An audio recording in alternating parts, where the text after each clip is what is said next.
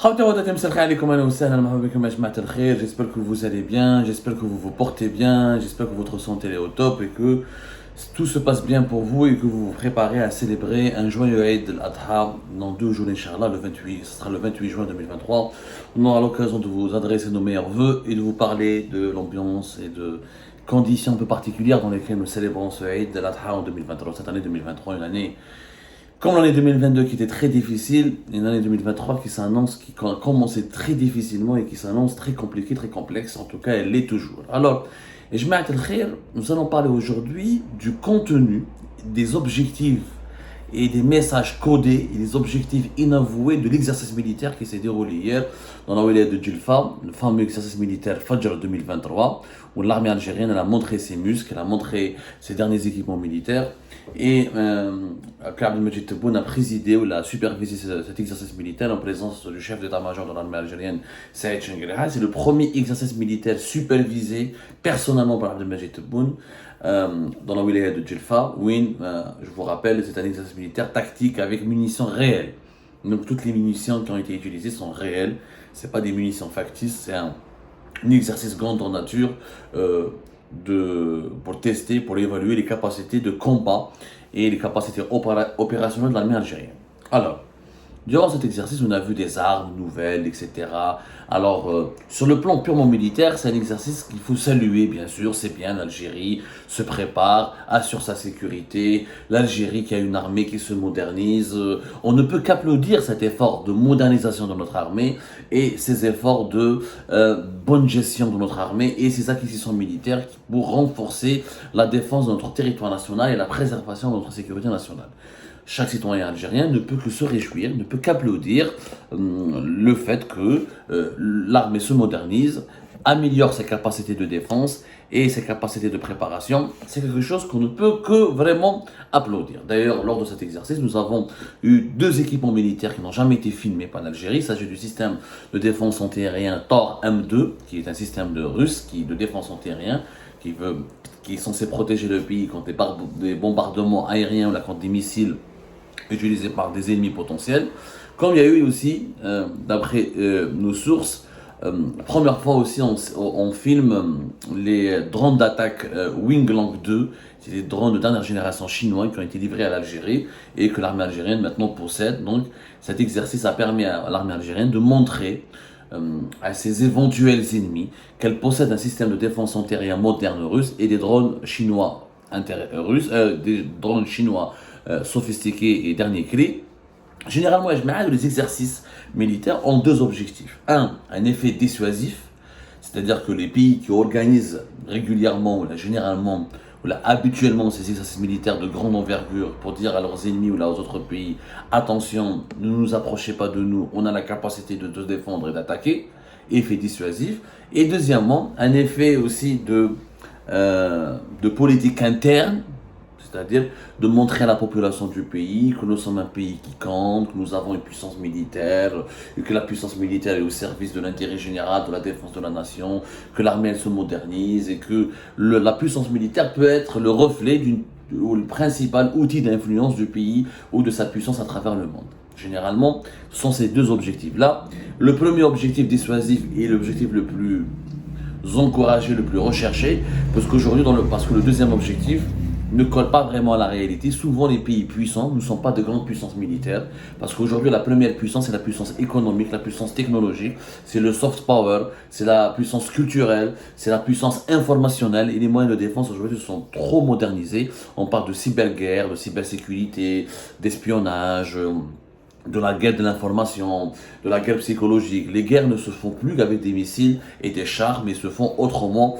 notamment des guerres économiques, culturelles, informationnelles, psychologiques et surtout technologiques et cybernétiques. Donc, les pays aujourd'hui, la majorité des grandes puissances n'ont pas besoin d'affirmer qu'ils sont une grande puissance. Ils ont les développements technologiques et le progrès scientifique nécessaire qui fait connaître au monde entier et qui les fait connaître au monde entier, et ils exportent suffisamment de technologie ou leur pays suffisamment dans le progrès scientifique et technologique pour démontrer qu'ils ont la capacité d'avoir des technologies de défense et qui ne sont pas faciles et qu'il vaut mieux les éviter ou les agresser. Maintenant, le Barah Yajma'a, cet exercice, il obéit à quoi? Il intervient à 1 semaine pratiquement à 10 jours, moins de 10 jours avant la célébration du 5 juillet, donc la fête de l'indépendance. Mais il obéit à un agenda bien précis, le message il est clair. Le message d'Abdelmajid Tebboune, vous pouvez lire dans son discours, il y a des messages codés, on peut lire entre les lignes. Abdelmajid Tebboune a tenu à superviser cet exercice militaire d'abord pour deux raisons. Premièrement, ça intervient une semaine après sa visite en Russie, une visite décriée, controversée, critiquée, sulfureuse et dénoncée en Occident notamment. Abdelmajid Tebboune donc a voulu en quelque part rassurer un peu l'Occident en démontrant que l'Algérie, voilà ce qu'elle a comme arme, mais elle veut juste se défendre, nous sommes transparents, on montre nos armes, on a un système de défense antiaérien russe, on a des drones chinois, on a des chars, on a etc. Mais on veut juste se défendre. Il le dit d'ailleurs dans son discours, il le dit clairement. Je vais vous citer Eshma'a. Bon, il a salué l'armée algérienne, etc. Ainsi, au regard des contextes géopolitiques particuliers prélevant à l'échelle mondiale et régionale, je tiens à réaffirmer notre engagement immuable à poursuivre le processus de développement et de modernisation de notre appareil de défense, aussi bien en matière d'équipement au système d'armes, armement et matériel sophistiqué qu'en matière de préparation et de qualification du potentiel humain, de manière à ce qu'il soit toujours en mesure d'employer ces systèmes et d'en maîtriser les techniques et ceux au service de notre défense nationale et de nos intérêts vitaux. Voilà. Il dit aussi, dans un autre passage, enfin je ne vais pas tout vous lire, mais il dit grosso modo, voilà, Abdelmajid Tebboune a souligné que l'Algérie était et restera défensif et que l'État algérien veillera toujours au respect de la souveraineté des États et que jamais dans son histoire il a constitué une source de menace et d'agression contre quiconque. L'Algérie était et restera un bastion de paix et de sécurité et jamais dans son histoire elle n'a constitué une source de menace ou a été à l'origine d'agression contre quiconque.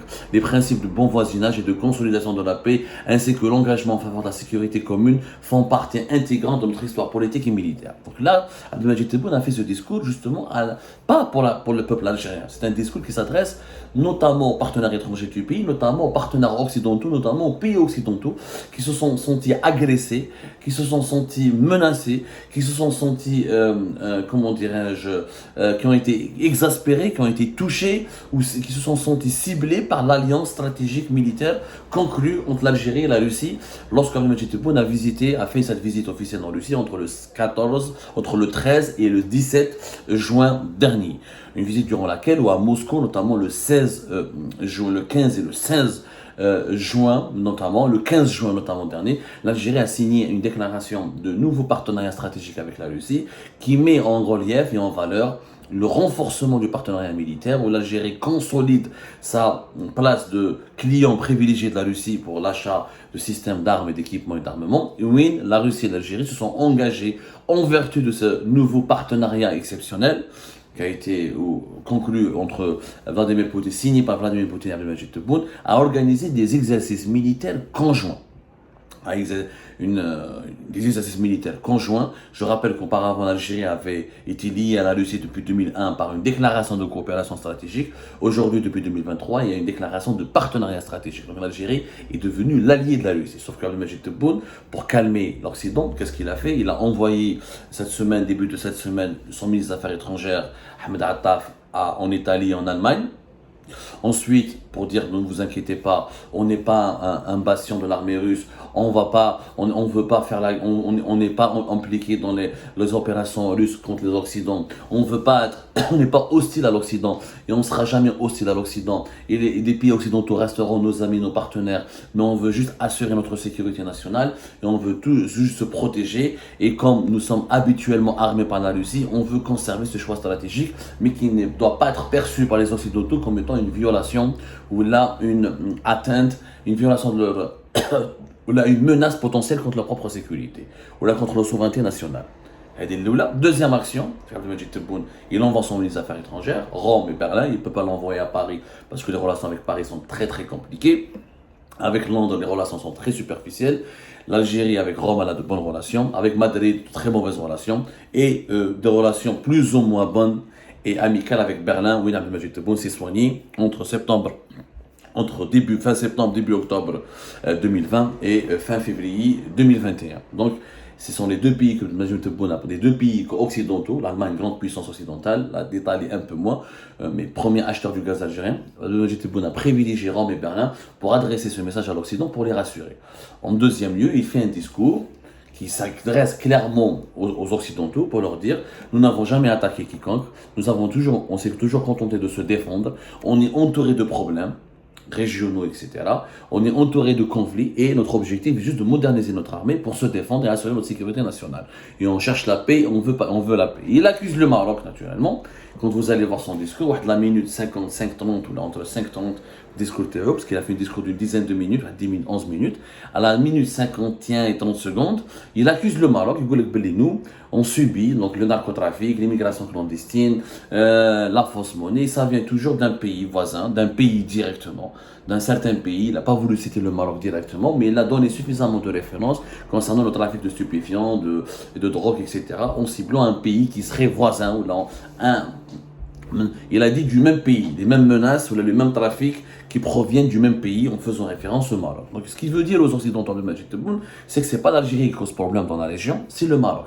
Si l'Algérie se sent menacée, et si elle a fait une alliance militaire avec la Russie, et si elle achète encore des armes russes, et si elle continue de moderniser son armée, et d'acheter des armes parce qu'elle se sent menacée par son voisin direct, qui est le Maroc, qui lui a conclu une alliance militaire avec Israël, a renforcé cette alliance militaire depuis novembre 2021 à travers plusieurs accords signés en 2022 jusqu'en 2023, où le Maroc se propose, il participe à des exercices militaires avec Israël, avec les États-Unis d'Amérique. Les États-Unis d'Amérique et les Occidentaux qui fournissent habituellement beaucoup d'armes au Maroc et qui l'aident à se moderniser. En juillet 2022, par exemple, un chef d'état-major de l'armée israélienne a effectué une visite officielle au Maroc pour concéder cette alliance stratégique et militaire. En juin 2023, Israël a participé à des manœuvres militaires organisées sur le sol marocain et on parle de plusieurs partenariats qui ont été conclus entre le Maroc et l'Algérie, entre le Maroc et Israël pour déployer des bases logistiques, des échanges au niveau du renseignement,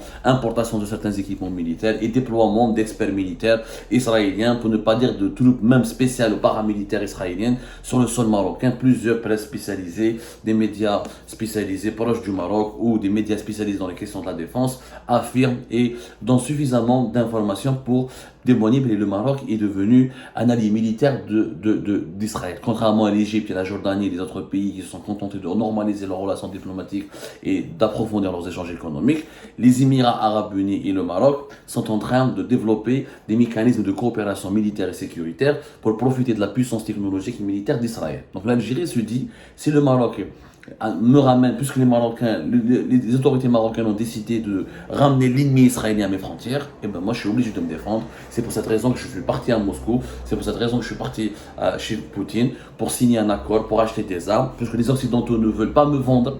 C'est ce que les dirigeants algériens disent régulièrement, qu'à l'exception de l'Allemagne, d'un peu l'Allemagne et l'Italie, l'Afrique du Sud et la Chine, l'Algérie n'arrive pas à acquérir des armes comme il se doit et n'arrive pas à s'équiper, à couvrir ses besoins de modernisation de l'armée. Donc elle se doit toujours de rester fidèle à son fournisseur russe, parce que les Occidentaux, c'est très compliqué chez eux d'acheter des armes, ce qui est d'ailleurs vrai, ce qui n'est pas faux.